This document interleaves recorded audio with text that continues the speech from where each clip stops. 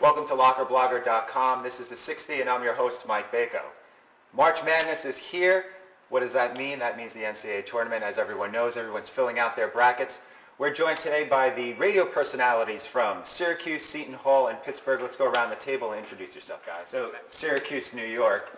Syracuse was not very highly touted going into this season. Neither was Syracuse or Pittsburgh, but somehow Syracuse, after a very disappointing early season loss to Lemoyne of all teams, has come back, not only gained a #1 ranking during the season, but really moving forward into the NCAA tournament. Very high hopes for Syracuse. A larger view of the entire season. As we mentioned, Syracuse started off the season with that horrible loss, but they've had a lot of great games this year, beating Georgetown twice during the regular season.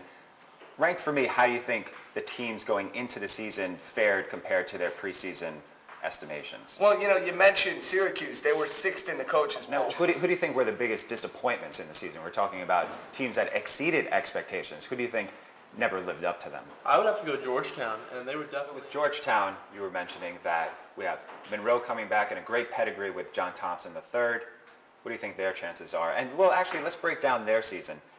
Very highly rated. They had that great win against Duke when Obama was at courtside, and they had a lot of momentum. And then sort of going into the second half of the season, not so much. How do you rank them going into the tournament? Well, Georgetown's been a great team all year long. And you see it firsthand every day. I mean, Syracuse has the player of the year, but they also have a bench that could almost act as starters. They're going 7 deep, and those are 7 guys that can start not only on Syracuse, but pretty much any other team in the conference and in the nation. Oh, no doubt about it. Big East 6th man of the year and Chris. We're talking about coaches, and you just mentioned Norm Roberts, very much on the hot seat, but there are a lot of big-name coaches in the Big East.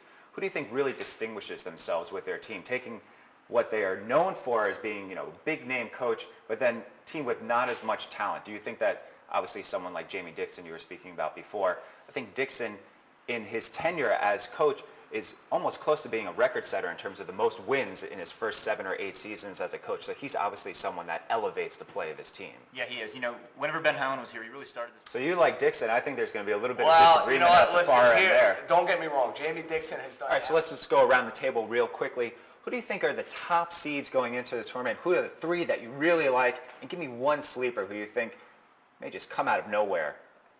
I really think, we talked about it before, Syracuse. So you like Ohio State, a lot of that built around Evan Turner. How important do you think it is to have that one guy that you could just ride the back of, that proverbial Danny Manning story where Kansas rides him all the way to the championship? Obviously, Ohio State could do that with Turner, but how important do you think that is just in an overall sense of the tournament? Oh, unbelievable. I mean, you guys watch Kentucky. So wrapping up this year, let's take a look to next season. Seton Hall, we're not even sure which players are coming back or what the situation is there, but obviously with Syracuse and Jim Boeheim and Dixon in Pittsburgh, give me a few thoughts on next season's teams.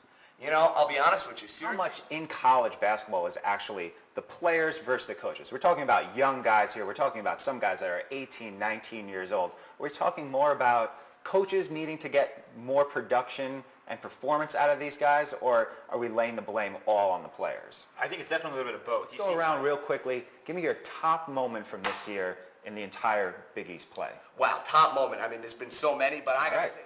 The radio and personality voices from Pittsburgh, Seton Hall, and Syracuse, thanks for joining us. March Madness is here. This has been the 60 on LockerBlogger.com. I'm Mike Bako.